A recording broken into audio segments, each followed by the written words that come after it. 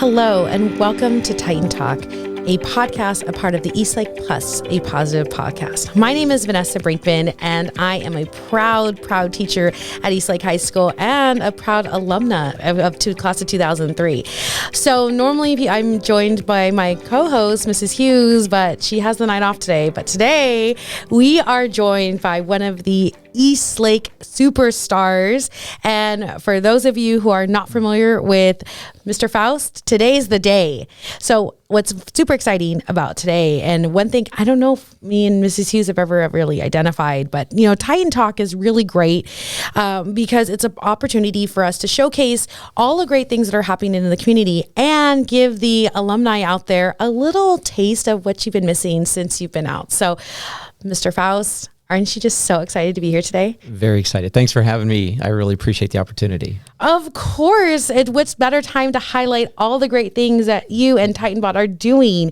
But before we get into that, I got to know, life before Eastlake, how did you end up here at the high school? How did you end up being the advisor at TitanBot? All of it. Tell us. All of it. How much do you want to know? All of it. All of it. Okay. Well, my first career was with the Navy. I did Navy ROTC in college, and that's how I got into that. I was a helicopter pilot at North Island, so that's kind of got me going. Holy moly, I had no idea. No idea. Okay, and then I did both my training, my fleet tour, and then my shore tour all at North Island. So the good thing is I didn't have to move, so that was really good for my family. How lovely. It was nice. When people are moving every 2.5 years, I got to do 3 in a row here in San Diego. What could be better? And in my last tour, I was an instructor pilot at the fleet squadron where we were teaching the new guys how to fly. And so I really got kind of a flavor for teaching. And unfortunately, at that time, I was diagnosed with an illness that grounded me from flying. And so then I had to choose, what am I doing next? So I really enjoyed the teaching aspect, and my wife was already in education as a counselor. So I said, well, maybe that's something I could do, and I really enjoy that aspect. So I started doing night classes at Chapman, and I got my teaching credential while I was still active duty. And then when I got out, I slid right into a student teaching position at Chula Vista High. That's how things got started. I had no idea you were a pilot. That's so interesting. So I bet the students they get probably so excited to pick your brain about a lot of different things. Well, in my aerospace class, we get to talk about fun stuff. Some of the interesting aspects of being a pilot, and the aerospace, not just the engineering, but we also look at the perspective of what a pilot experience is, and that's part of it. And that was one of the things that you just brought up, and I was kind of thinking, what are the classes? So I know you best as Team TitanBot. So what classes are you teaching on campus, and how do you feel like your Navy experience really has helped you with that? You alluded to it a little bit. So I'm the only engineering teacher here, and so that gives me the opportunity to get all the best students here. So Intro to Design is the kind of the foundation course for the engineering pathway. It used to be called Intro to Engineering Design. It's the same course, but a long time ago, the district said, well, if we call it this, because there's so much of a design aspect, it gets students the F credit. Even though it's in the engineering pathway, which is the fine art credit. So that's the foundation course. And then there are 3 options for a concentration course. There's the aerospace engineering, digital electronics, and then something that we just started last year is drone technology. Wow. Was that your drone I saw flying around on campus yesterday? It probably was. It was probably my students who were out there practicing. So yes. Okay. I felt like there needed to be an announcement, beware of drone. Okay. They should be flying high above so as not to pester people down below, but. They were probably, I was looking extra good yesterday, so I'm assuming that's what they were looking at, but Okay. They're following Miss Brinkman around. Of course. Didn't you know? Everyone follows me around. All right. So that gives us a little background as to how you ended up. So then what made you get to Eastlake? So you were at Chula Vista High then. Right.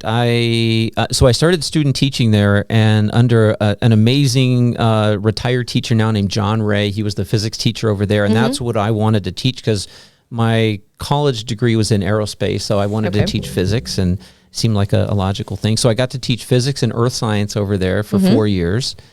And then I went back to school and worked in industry for a couple of years. And then I was looking for what's next. And my wife and I were walking around the neighborhood doing our daily dog walk. And our neighbor around the corner was talking about all the bathrooms at Eastlake. Well, anyway, but she said, and that engineering position still isn't filled. And I was like, and you're kidding. Yeah. And so from there, my neighbor, you may recognize the name Lance Christensen. Mm-hmm.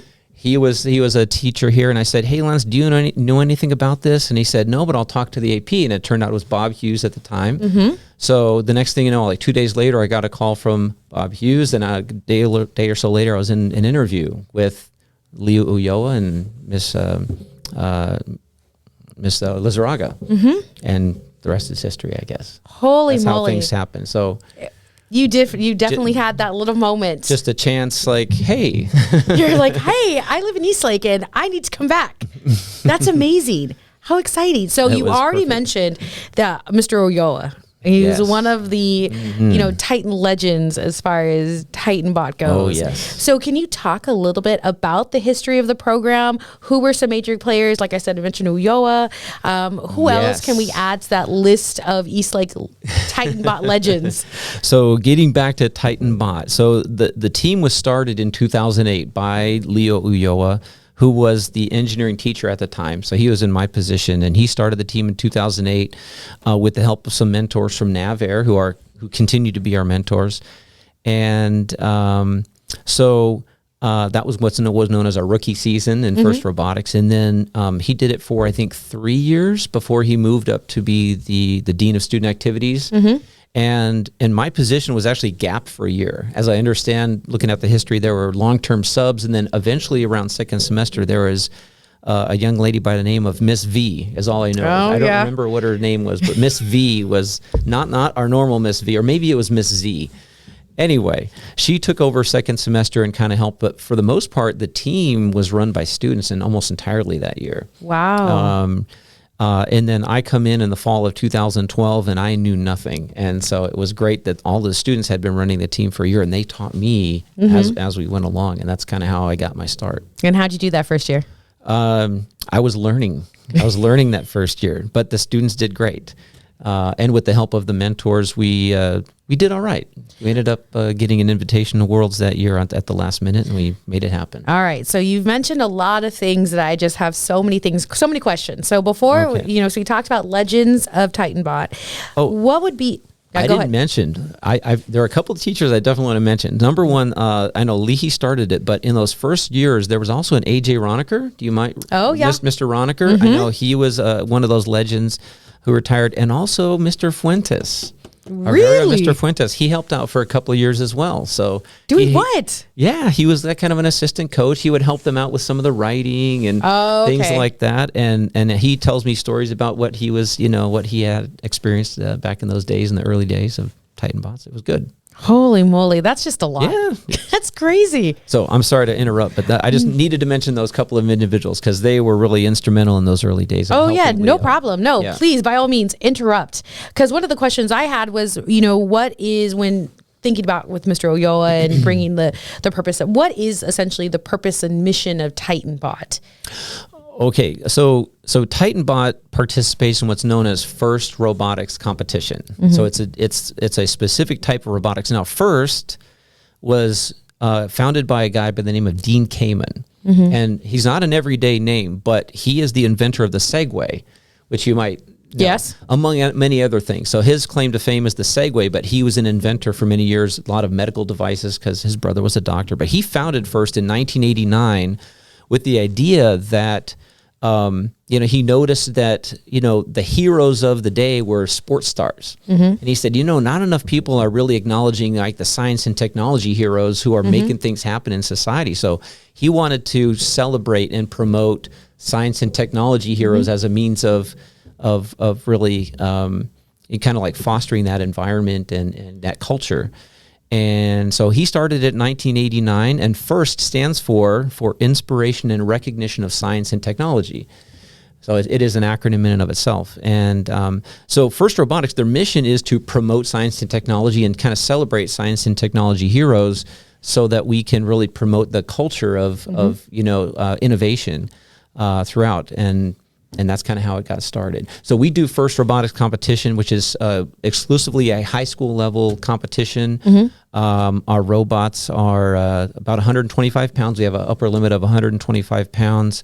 The spring is our season, so to speak. And that's, I don't know if I'm stepping on your toes for a question or not, but please, by all means, like I said, step, because then you're leading me into that next point is that, so you've mentioned, all the key players and recognizing our science and technology and all the attributes that are what they bring to our society is, foundational pieces essentially. So when you get to your robotics, when you already mentioned your robot's 120 pounds, and before everything had started, he was talking about how the robot is gliding versus steering. Talk to us, what are you building? So you said spring's your build season. Well, I haven't said that. Right. Well, spring is normally your build season. So what is the process? So how do you know what you're going to be building? How do you know what the tasks that you're going to be doing? So kind of talk us through what the students are actually doing, because I see them every day until the sun goes down, whether it's daylight savings or not. Those kids are outside. So, well, at its core, we are building young people into amazing leaders of tomorrow. That's the start, because these young people are doing some amazing things, from the human side. From the machine side, that's the vehicle by which Dean Kamen envisioned us, promoting science technology is robotics is that vehicle that takes us there. And so every early January, typically the first January in the year, we get our challenge where we have no idea what's coming to us until that January. This year it was January 7th. And then they have the kickoff where they release what the game is going to be. So we can take things that we've learned in prior years, but we have no idea what robot sport we're going to play for the year. And so we get the game released, the game manual, which is typically about 120 pages or so, with scoring rules and penalty rules and robot rules and all of those things. Details about what the field and game elements are like. And then we then get to work. And our objective is to then understand what the game is, and then design and build a robot to meet the challenges of the game for the year. All right, so what robot did you guys build this year, and what game were you playing? So our robot this year is named Phoebe. Oh. Not after the friend Phoebe, but apparently there's a Titan named Phoebe out there, the goddess of energy or something like that. The kids know much better than I do. But the objective this year is about picking up these purple cubes and traffic cones, essentially, and then placing them very precisely in certain positions to score points and go as fast as you can to do that. Wow. Now, you guys just had your first competition. We did. How'd it go? It could have gone better, but as I was explaining before, it's, this year we were adopting a new drive system. Historically we've done what's known as a tank drive, where the right side of the robot and the left side of the robot are independently driven to operate like a tank, where you can kind of turn on a dime and forward and backwards and all that. But the wave of the future is what's known as swerve drive, or a corner of the robot is independently driven and steered so that it creates more of a gliding motion across the field, like you were discussing earlier. And that it's a brand new system to us. It's the way most of the best teams in the world are going. So we said we got to jump into the pool eventually. Let's do it now. So we worked through the programming with the help of our incredible technical mentor, David O'Connell. And the kids did a great job of kind of working with him to get all of the libraries imported, all of the programming done for each individual wheel. And it's a complicated process, but they did it. But the one thing we were struggling with was there was one component that, due to the supply chain issues around the world, with this one encoder was out of stock the entire season. So we got to our first competition and discovered how important that one little encoder is, because that one little encoder is what keeps the wheels aligned with the programming, so that the programming knows where the wheels are. Oh no! So every time we'd get on the field, we'd get bumped by another robot or go over an obstacle. The wheels would disengage from where the programming thought it was, so our driver was having a real hard time. But you know what? Our team worked through that adversity. We did the best we could in terms of taking steps between each match to ensure the wheels were aligned. We got a chance to work with our autonomous program. And our chairman's team, or our impact presentation team, did a wonderful job presenting to the judges. Our safety director won Safety Star of the Day. So, we had a difficult time on the field, but off the field, we just did a really great job, and the team really came together. Our next one is in a week and a half, and we now have those encoders in hand, installed on the robot, ready. And it's working wonderfully. So we're super excited about what's to come. Well, and that's one of the things something that I noticed just as an outsider is that the TitanBot team is incredibly close. I mean, they spend how many hours built together, and they're eating, they're building. How does these adversities with realizing that little coder, how does that really help to bond your team together? Well, the reality is that no one individual has all of the answers. We have a variety of different positions on the team because robotics at this level is hard, and it takes a lot of different areas of expertise. So we necessarily have to rely on each other, lean on each other, and support each other through those challenges. There's no choice about it. But I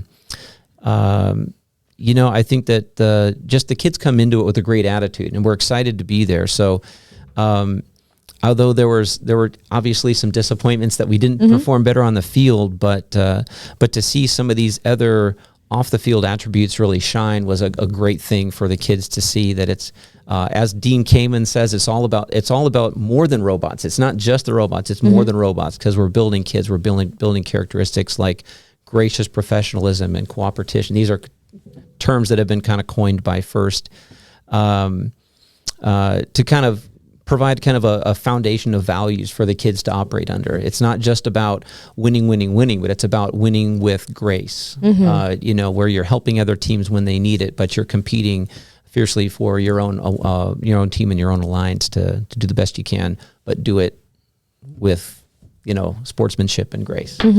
So one of my last questions for you, what has been your single best moment working with these students? There have been so many, but wow. Over the years, I think that that's a really tough one, Vanessa. Because you're making me choose, right? You can over choose the like years, two. Okay, fine. Okay. But over the years, every generation of TitanBots has yielded just these amazing kids that just blow me away by what they do. And I look back at myself in high school and I think, could I have done that? And I don't know. These kids just step up in such a big way. So we've had some successes over the years, like winning a competition is such a thrill for the entire team to see. The pictures in the moment that are captured. That thrill of victory is amazing. We've also had individuals like you may remember Simon Way. He was chosen as a first Dean's List finalist and got to go to championships all by himself because he did such a great job. And so those little victories that students have along the way, individual and collectively, are just priceless. And for me, getting to work with some absolutely amazing kids on a day-to-day basis is such a privilege. And they make me better. That these kids who are so technically savvy in so many ways, they make me smarter all the time. When I don't know how to do something, they'll help me. They figure it out. So it's definitely a daily challenge to keep up with them sometimes. Oh, absolutely. But at the same time, it's such an incredible opportunity for me to help them in their journey. Because like I said, it's not just about the robots. It is about all of the different ways that TitanBot builds individuals, builds character, builds community, and helps them become that much more equipped, that much more capable for the challenges that they've got in their future as they move on to college and bigger and better things. Okay, I lied. It was fun. One final comment. One final one. Any last shout outs? I know you'd mentioned that, there's so many, you've mentioned so many companies and people who've come in and helped. Any final shout outs to recognize? I've got to. How much time do we have? Okay, real fast. Okay. So, we talk about the amazing students, and every year we elect leaders for the team. So this year my leader is Jason Nguyen. Some of you might know him. Jason is an amazing young man. He's doing an incredible job to lead this team, and just he's an example of just atmospheric growth over the course of his 4 years. So the student leaders are absolutely phenomenal, but it's not just me. It's not just the students. We talked about the mentors, but we have sponsors who have supported us over the years. Qualcomm, Booz Allen Hamilton, Collins Aerospace is one this year, a DoD STEM, Department of Defense, and a number of smaller businesses and even family donations have sustained us over the years.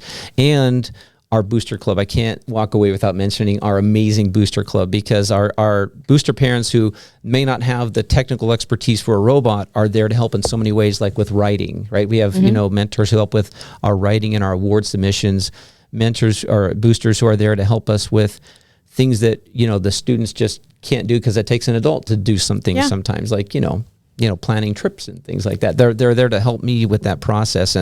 And I think also I heard that they were going to have a dinner soon. Oh, probably, but TitanBot is a many-legged stool, and the boosters are a big part of that, and as well as the students and the the mentors. So it's too many people to mention by name, but hopefully they know you're in my heart. You guys are awesome. Well, Mr. Foust, you are amazing. And we are so grateful that you were able to join us today on Titan Talk and just share some of the memories. I'm sure a lot of alumni are out there like, I remember those days. So thank you on behalf of everyone here for taking time out of your day to spend time with us. And of course, sharing all your wealth of knowledge. And, thank goodness for Lance Christensen finding you out there in the world, because who knows where we would have been. It was one of those moments that I was like, I was in the right place at the right time. No kidding. Yeah. Well, thank you on behalf of everyone here for being here. And thank you for sharing your story. And thank you to everyone out there in Titanland. And please make sure you're following us on all our social media. We have Instagram, we have Facebook. Make sure you're joining us on the website. Thank you to everyone. And thank you always for joining us on Titan Talk, a positive podcast, a part of the Eastlake Plus podcast group. Thank you, and have a good night.